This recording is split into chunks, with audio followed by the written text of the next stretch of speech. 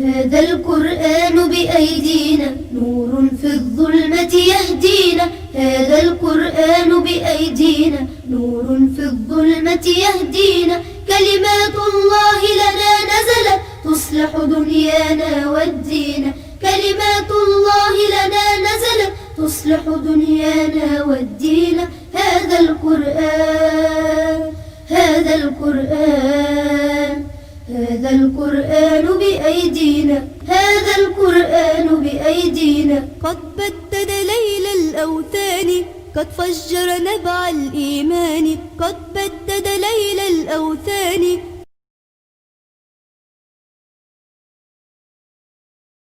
بسم الله الرحمن الرحيم الحمد لله رب العالمين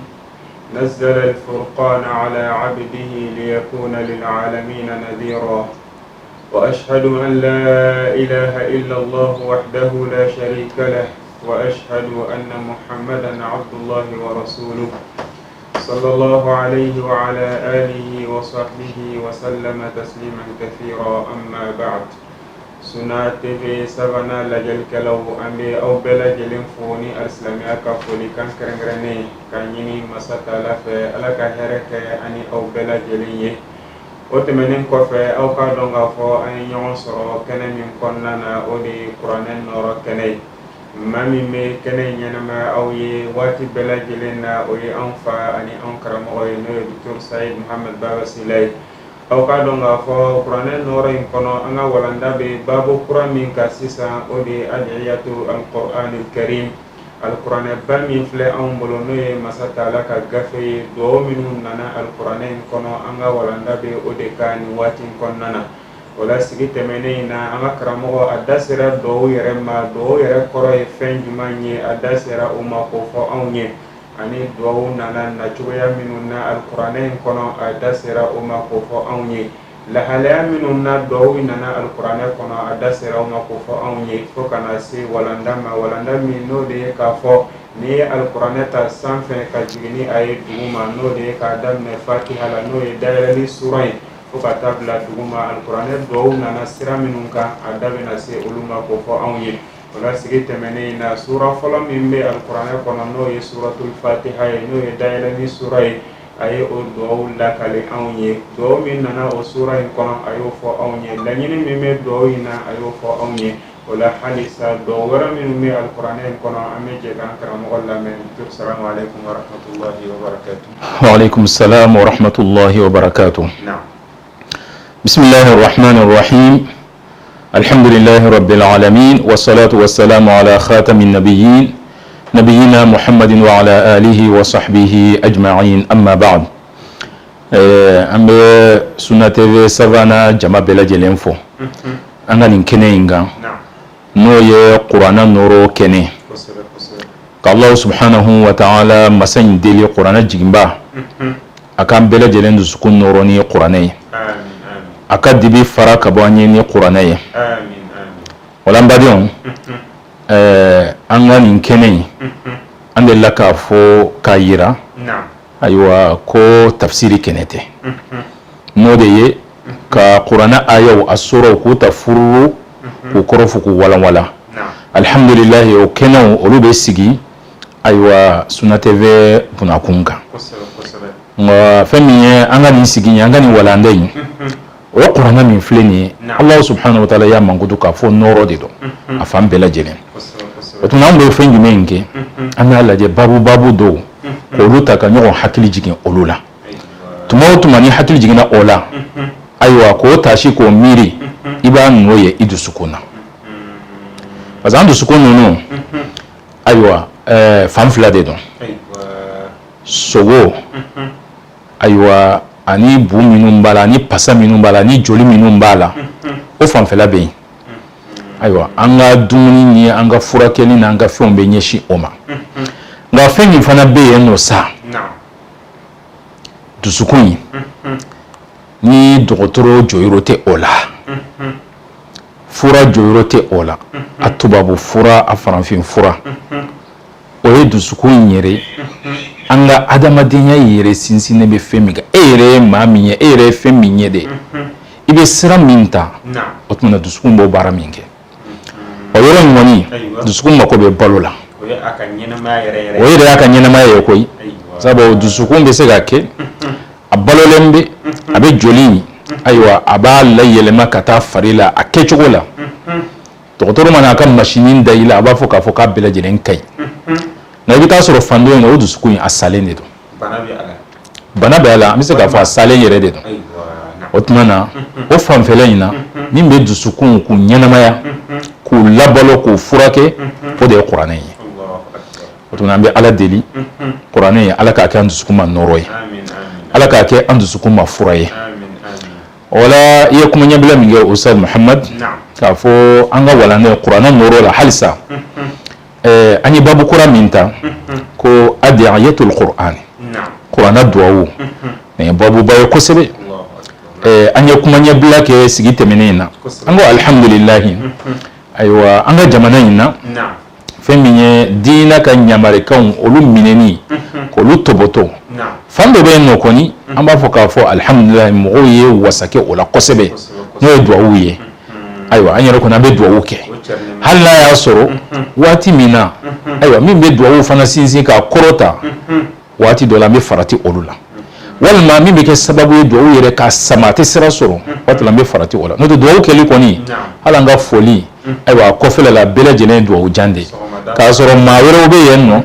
i bɛ taa sɔrɔ olu ka ɲɔgɔn fɔ ayiwa n'u ye salamu aleykum salamu aleykum aleykum salamu a banna dɔrɔn o bɛ tɛmɛ ni ɲɔgɔn ye ayiwa nka anw ta i bɛ taa sɔrɔ foli bɛ a la foli bɛ a la duwawu b'a kɔfɛ o tuma na alhamdulilayi o ye wasa de ye n'i ko duwawu sa o ye ka ala wele duwawu yɛrɛ jɔn ka ala wele ala wele kɛcogo ɲuman jɔn b'o dɔn kosɛbɛ o ye ala ka jɔn ɲuman minnu ka surun ala ka tɛmɛ bɛɛ lajɛlen kan o sabu n'a ye ɲininkali kɛ olu ye jɔn ye o ye ala ka ciden ye ani nabiyamaw olu ka duwawu caman bɛ kuranɛ kɔnɔ o tuma na natuma minnu tɛmɛna ciden minnu tɛmɛna olu ka duwawu caman bɛ kuranɛ kɔnɔ o tuma n'a de kɛra sa k'a fɔ e ka laɲini sabu laɲini dɔw bɛ yen nɔ i bɛ taa sɔrɔ maa mako b'o la waati bɛɛ lajɛlen koyi misaliya la an ye walanda fɔlɔ min ta komi kana k'a fɔ ala k'i kana k'i sabati kana sara kan i mako b'o la waati bɛɛ lajɛlen koyi i kɛra maa sugu o sugu ye ayiwa hali tuma min na i yɛrɛ bɛ so min k'a fɔ sisan kɔni limanɛya in a bɛ n dusukun na ni fitina nana hali ka jɔn ye ka sira tigɛ n bɛ sira bila o waati la i mako bɛ duwawu la kana i ka sabati kuma ma se ni fitina y'a kunbɔ waati min na lajarabili ko olu nana o tuma i mako bɛ o duwawu in na nka i bɛ taa sɔrɔ duwawu dɔw bɛ yen nɔ olu ye mako kɛrɛnkɛrɛnnenw de ye o tuma o ɲɔgɔnnaw fana i bɛ taa sɔrɔ a ye ala ka ciden dɔw sɔrɔ ala ka jɔn ɲuman dɔw sɔrɔ olu ka duwawu kɛcogo n'i y'o dɔn k'o kɛ i y'a sira taama o tuma an b'a jigiya k'a fɔ ayiwa nin ka kɛ walandaw ye nafa bɛ sɔrɔ minnu na kosɛbɛ an yɛrɛ ŋaniya bɛ yen nɔ k'a fɔ ni ala sɔnna walanda ninnu bɛɛ lajɛlen mana ban o tuma aya ninnu donnen don maaw ye fara fara ɲɔgɔn kan n bɛ se ka aya ninnu fara fara k'o kɛ sɛbɛnni ye ayiwa maaw bɛ se ka nafa sɔrɔ o la o sira fanfɛla fɛ n'o tɛ a bɛɛ lajɛlen kɔni de bɛ kuranɛ la a n'a ayaw o tuma an ka sigida fɔlɔ in na an ko kuranɛ sura fɔlɔ kuranɛ suraw dadalen bɛ ɲɔgɔn kan cogoya min na kuranɛ gafe la n'o ye suratul fatiha ye n k'o bɛ taa laban ni duwawu de ye an kumana o kan o la n'an tɛmɛn'o la sa bi sigi in na bi walanda in na an bɛ don suratul baqara kɔnɔna na suratul baqara la sa suran filanan ye suratul baqara duwawu nana kɔnɔ ayiwa duwawu min ni an b'a daminɛ ni o ye olu nana ala ka ciden dɔ nɛn kan bal mankutu wɛrɛ bɛ ale la n'ale tɔgɔ fɔra o bɛ fɔ ko ala teri khalilur rahman ko ala teri o tɛ nabila ibrahima ye wa o tuma na ale ka ala deli dɔw ala y'olu lakali suratul baqara kɔnɔna na o tuma na an t'olu lajɛ u nana kun jumɛn kama duwawu ninnu ayiwa a fɔlɔfɔlɔ an b'a daminɛ ni min ye o ye duwawu kɛrɛnkɛrɛnnen ye kosɛbɛ ale y'a kɛ cogoya min na o kun ye lahala kɛrɛnkɛrɛnnen yɔrɔ kɛrɛnkɛrɛnnen dɔ kama nka an bɛ se k'an yɛrɛ sɔrɔ lahala dɔ la an b'a ɲɔgɔnna fɔ an bɛ se k'a ɲɔgɔnna ta ɲɔgɔnna fɔ ayiwa ka se ka yɛlɛmali yɛrɛ fana don a la ka bɛn an ka laɲini ma o ye duwawu fɔlɔ jumɛn ye nabila ibrahima alayhi salam comme allah subhanahu wa ta'ala a y'a yira na cogoya min na suratul baqara kɔnɔna na n'o ye ayan 126 الله سبحانه وتعالى بافو وإذ قال إبراهيم رب اجعل هذا البلد آمنا رب اجعل هذا بلدا آمنا هذا البلد أبيرويره اجعل هذا بلدا آمنا وارزق أهله من الثمرات من آمن منهم بالله واليوم الآخر إبراهيم عليه السلام أي الأولي كربي يما نكلنيا توي Allah ta'ala tɔgɔ fɔli ka ala wele nam ko duwawu rabbana allahumma walma kuma na cogo yɛrɛ b'a yira k'a fɔ duwawu de don o tuma na a ye mun de fɔ ko rabbi ja'al hadha baladan amina ayiwa ko ni min filɛ nin ye k'i ka kɛ dugu ye dugu min ye dugu hakili sigilen ye mafa bɛ dugu min na basigi dugu dugulamɔgɔ ninnu fana i k'u garijɛgɛ yiridenw na Ibrahim a ye nin duwawu in de kɛ nin duwawu min filɛ nin ye Ibrahim alayhi salam a ye nin duwawu in kɛ ka ɲɛsin yɔrɔ jumɛn ma Makan ala ka dugu senima ye tuma min na a ye dugu in sigi sabu Ibrahim alayhi salam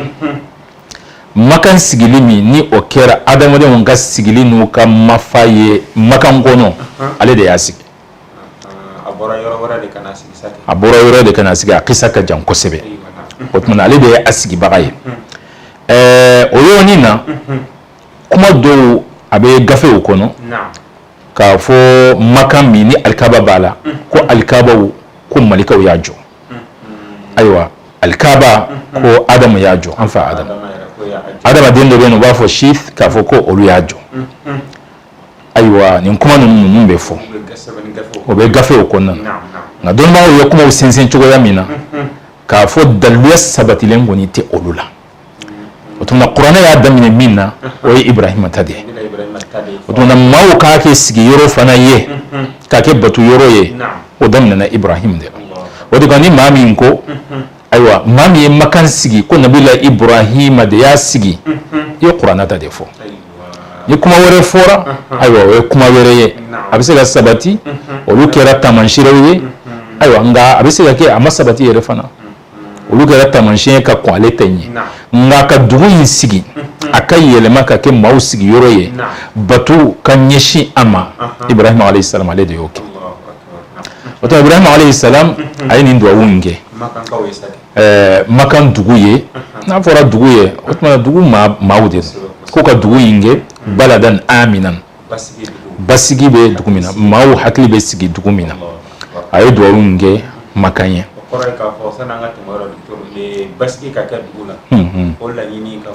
o laɲini ayiwa ni maa mun sigilen bɛ dugu kɔnɔ i tɛ siran k'a fɔ maa bɛna bi e kan ka dangari i ni na walima ka dangari i bolofɛn na basigi kɔrɔ de ye o ye o fana nɛɛma ba ye ayiwa adamadenw ka sigi la ni adamadenw mako b'o la waati bɛɛ lajɛlen kabini gale fo ka se sisan ma o la Ibrahima a ye nin duwawu in kɛ k'a ɲɛsin Makan ma ayiwa o la n'an ko k'a fɔ Ibrahima ye nin duwawu in kɛ yali anw fana bɛ se ka nin duwawu in ɲɔgɔnna kɛ ka ɲɛsin dugu dɔ ma hali ne ma kɛ dugu sigibaa ye dugu in ka ko a bɛ hami naam o bɛ kɛ sabu dugu min bɛ yen nɔ a ko bɛ hami k'a fɔ ala nin dugu in kɛ dugu ye basigi dugu ye Ibrahima alayhi salam ale y'a ɲini ala ye min kɛ o ye fɛn kɛrɛnkɛrɛnnen ye o fɛn kɛrɛnkɛrɛnnen ye jumɛn ye k'a kɛ albaladul haram dugu min hali fɛn ɲɛnama bagan kumafɛn felefɛn hali o fagali o bɛ haramuya a la o tuma o kɛra Makan ye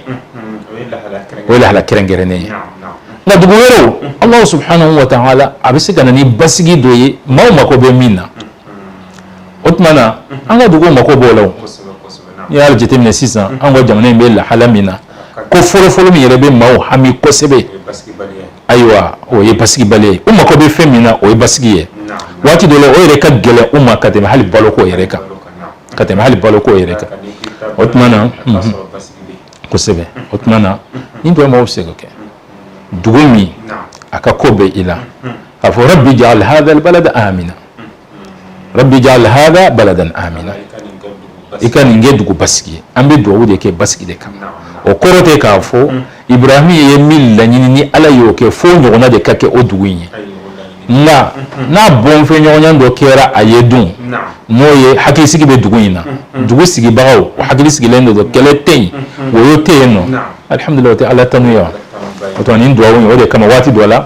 anga duwa woni anga san wati nununa abena kono otmana annana hukumu konna ay basigi nyini okofa ay min nyini ako warzuqu ahlahu min ath-thamarati oyoro ina ibrahim alayhi salam ya fo chowa mina ala ya lakali anya o chowa ina o kofe ali allah subhanahu wa ta'ala ali min be ayre sago yala aywa kobbela jelembe ale de fanaga sago yala ibrahim ye do ke chowa yamina ay ibrahim jabi ay jabi akadu labayn ibrahim ko warzuqu ahlahu min ath-thamarati man amana minhum billahi wal yawmil akhir ko dugo sigi bawo iko garjege yiridewna ote boloke yiridewna maminu nolu limanaya ni alaye ani lahara mu'minu iko ru garjege wato na tonu no mawlufu aywa anu me ji sigi de la ale do ko ronga ben ulude ma allah subhanahu wa ta'ala aya jabi ango ale de masaye abayre sagola ko bela jelembe ale sagode la قال ومن كفر فأمته قليلا ثم أضطره إلى عذاب النار وبئس المصير الله سبحانه وتعالى أكو إبراهيم إفلك مني كرجع كولا كهيردن نغيان يندوينا إيه نيني مؤمنو دمادية ناني على بمينك نباك دوغسي كباودي هل لما من غير كافرية هل لما صنع على دوغين غني فيما يريد أن يكون سروينو باكي أولوية وبيكي داموية نيكونو ولا فيما يكون بوني غنا نبوبلا لحرا وطن الله سبحانه وتعالى أي إبراهيم عليه السلام أيا جابي ننشوغيينا أيا جابي ننشوغيينا وطمنا نمي فليني نغير إبراهيم كدواوية kanyeshi makama ayo allah subhanahu wa ta'ala ya jabi ka fo makanta ale ba kenin shugo yendela wala usa ibrahim na umbe odwa unyo nake ambe se ka be ben anga ibrahim ladigi atanyere fana shugo yala wato na koto be ala bolo ede tara dugusiki ede tara kartesiki sabo dugusiki wati do lama fo sisa mancha ko sebe ga halsa kin sigili obala karte kura inta soro mo kuro do de bena aywa walma barakero bado ede tarasiki ka duwuke ni yoro yi ala ne be hera nyini aywa mami ndo sigi ni yoro yi na nu yi don mami nu bi don mami ni olude ye ika kerengere ni oluye ibrahim yoke aywa allah subhanahu wa ta'ala o min fleni ama foka foko ballendo de na ko alisa go ye minye makanta ko abake forobade otuna halisa na umbake ibrahim tambo nyona deke otuma koto obe allah subhanahu wa ta'ala sago yala ode fana ganga ke koy nebe do ke hali nye ko la aywa ikake mamni ala don insi yoro min fleni na umbe na sigie ala ni mamin sigira o yoro ina aywa garjige nyuma ka di uma mamin ni don nebe ntake olude ye aywa otuna allah subhanahu wa ta'ala ajabi togo abe alere bolo abise gake maganta nyonye kome abise ko bonyo ona fana yere fana abise ko ko tuma abake o sigi yoroyi aywa ka sira gere mawye maminu no luta don no luta ka sira kan aywa o lutu nyeshi yoroyi ma ni nyeshi fana utel lafiya ube yorobla allah subhanahu wa ta'ala ubela jene sebaye wala ni ndo awi ambe fenyu men fo ala ka fo ni nabi ibrahim alayhi salam ni aka ala wole abe ala wole aya wole nchuga mi rabbi yamma to ko numbe demne e bi ka jonya de yira ale de yitiki ko be ale de bolo otmana e bi sara alela katlaki seme ala wala ngoni ndo awi ibrahim yake makande kama oto makanta o be ke chugo yamina ala yo fana nyefo anyina otmana an fana abebe anye anga ni ndo anyo nyogona ke aywa anyele ka sigidaw akera ibena min sigiwo wal mami yere sigina kabba ibolo nyeshi ama eba kono ala yamma ni yoro min fleni ake yoro basigilenye ngoso majugo kana sira soro ka dankari anna anga niuna walma anga bolla fiona otuna ko duwa uke ka duwa uke o dugu yin walma o sigidan yin o karte yin ala ni dugu min fleni aywa garjage ayirwa aywa amoye mamunu ni don e ka garjage nyuman duma ngoso dugu yin ga ke maminu nu we nyogon fara nyogonga e Allah subhanahu wa ta'ala yere kabatuka otuna ni duwa wu ni afoloye antil la kafo indwa wi moni aywa fo wati kerengerenente ala fo yoro kerengerenente ala nanga jamane be chugo yamina aywa anga jamane yoro ibise kan indwa nge ka nyeshi ama amako bala ke ala mfle ba mako mingono fa ba mingono nanga ka anga kuma inge mo be se ka alla me yoro jamana yoro wula amba do nga fo ba mako be fen folo minabi otuna o ibaskide otmana ka duwuke ka fo ala ni dugu yinge dugu ye dugu mi ni abasigilende do mo hakli be sigi otesama dona halisa on afona be duwu nyogona ke aywa anga sigi dawuye ka fo ala sebe ede ibrahim alayhi salam ayi wole ka iwole ka duwuke makanye kika ke dugu basigilenye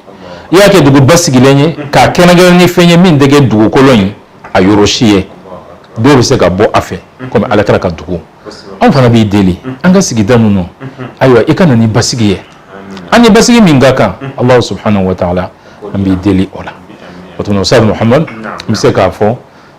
ni do folomi aywa ni anya damine ni oye suratul fatiha kofe ni sura ngonnana no ye suratul baqara duwawi aywa joni yake wa nabi Ibrahim aywa ayake kanyeshi makandema tumamina ay makanshi ay makansi tumamina la hala konnana naam nabi Ibrahim ayni damakashi kanke naam kanyeshi Allah ta'ala yani makan la hala be o chugula wal mate o chugula aywa Allah subhanahu wa ta'ala alede ko ka fo Ibrahim alayhi salam ka fama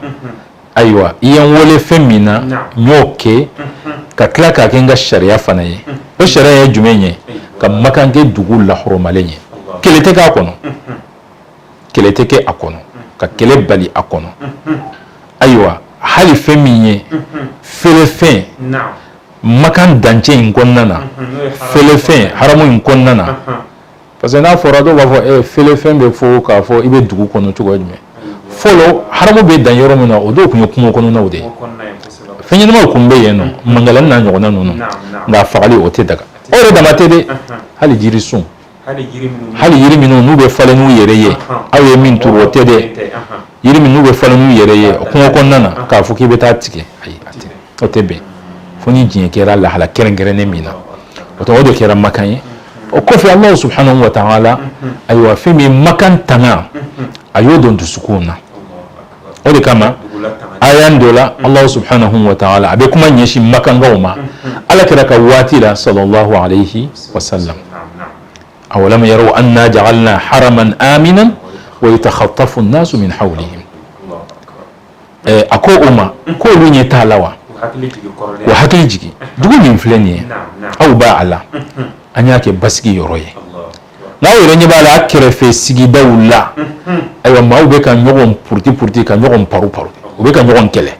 komi arabu u kasigi kumbe chugo yamina sabo oluka sigi famba kunye aywa bingani de ye na maga moni aywa hali wesra blatuma mina obe flanka fo wala oke ka kafira wala oke o ukumbe ke dobe na makan ani mado mina nyogon soro yanno mami ye afafa aywa do la hala nunu na tajuru sara kumbe wolu bolo chugo yamina nu ko ni nye ko ni ngera nani e doro na bi se ka mingo ni ko la ko ni ngene karaba abode ke na do nyogon soro makan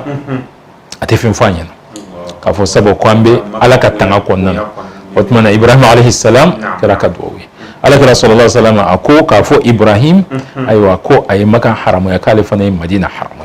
wato haramu min flene akirani Ibrahim kala nyini Allah subhanahu wa ta'ala ala yo la nyini sabati ka ke tasiraye wato katlaka kandari dafana